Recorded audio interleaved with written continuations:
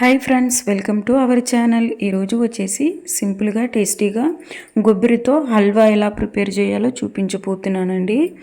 కొబ్బరితో హల్వా అనేది టేస్ట్ చాలా బాగుంటుందండి.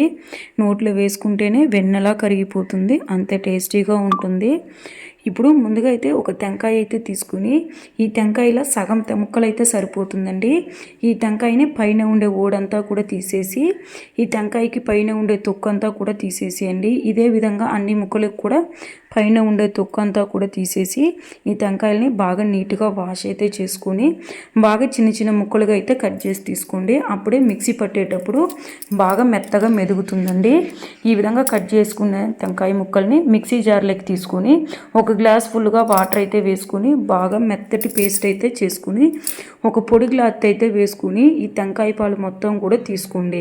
ఇదే విధంగా ఒక 2-3 సార్లు పాటు వాటర్ అనేది వేసుకొని మిక్సీ పట్టుకుని ఈ విధంగా ఒక 2-3 సార్లు పాటు అయితే టెంకాయ పాలు అనేది బాగా ఈ విధంగా చిక్కగా అయితే తీసి పక్కన ఉంచుకోండి. ఇప్పుడు ఈ టెంకాయ పాలనే ఒక బౌల్లోకి కొన్ని టెంకాయ పాలు అయితే పక్కకి తీసి ఆ టెంకాయ పాలకి ఒక 2 టేబుల్ స్పూన్ పాటు కార్న్ఫ్లవర్ పిండి అనేది వేసుకొని బాగా కలుపుకోండి.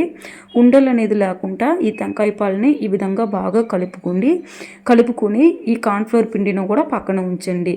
ఇప్పుడు ప్యాన్లకి తగినంత నెయ్యి వేసి నెయ్యి అనేది బాగా హీట్ అవ్వనివ్వండి.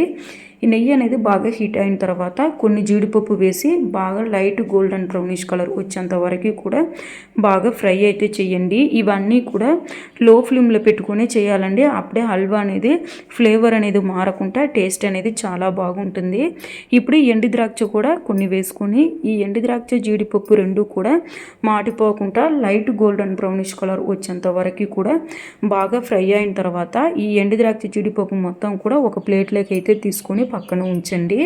ఇప్పుడు అదే నెయ్యిలో మనం ముందుగా తీసి పెట్టుకున్న కొబ్బరిపాలంతా కూడా వేసేసుకొని బాగా ఉడికించండి. ఈ కొబ్బరిపాలు మొత్తం కూడా పచ్చివాసన పోయేంత వరకు కూడా బాగా లో ఫ్లేమ్లో అయితే పెట్టుకొని ఉడికించండి. ఈ టెంకాయ పాలు అనేది మనం పాలు పొంగేడుగా బాగా ఉడికి పైకి పొంగాలండి. అప్పుడే హల్వా అనేది బాగా మంచి టేస్టీ వస్తుంది. సో ఈ విధంగా పాలు అనేది చూసారు కదండి, ఈ విధంగా బాగా ఉడుకుతూ ఉంటుందండి. ఈ విధంగా ఉడికేటప్పటికి మనం ముందుగా కలిపి పెట్టుకున్నాం కదండి ఆ కార్న్ఫ్లవర్ పిండి, అవి కూడా వేసుకొని ఈ కార్న్ఫ్లవర్ పిండి అనేది వేసిన తర్వాత అసలు ఆపకూడదండి. ఆపకుండా ఈ విధంగా లో ఫ్లేమ్లో అయితే పెట్టుకొని కలుపుకుంటూ ఉడికించాలండి. అప్పుడే ఈ హల్వా అనేది చాలా టేస్టీగా ఉంటుంది. అండ్ ఉండలు అనేది కట్టుకోకుండా అడుగు అనేది అంటుకోకుండా టేస్టీ ఫ్లేవర్ అనేది చాలా బాగుంటుందండి. చూసారు కదండి, ఈ విధంగా కలుపుతూ ఉండేకుండా థిక్నెస్ అనేది వస్తుందండి.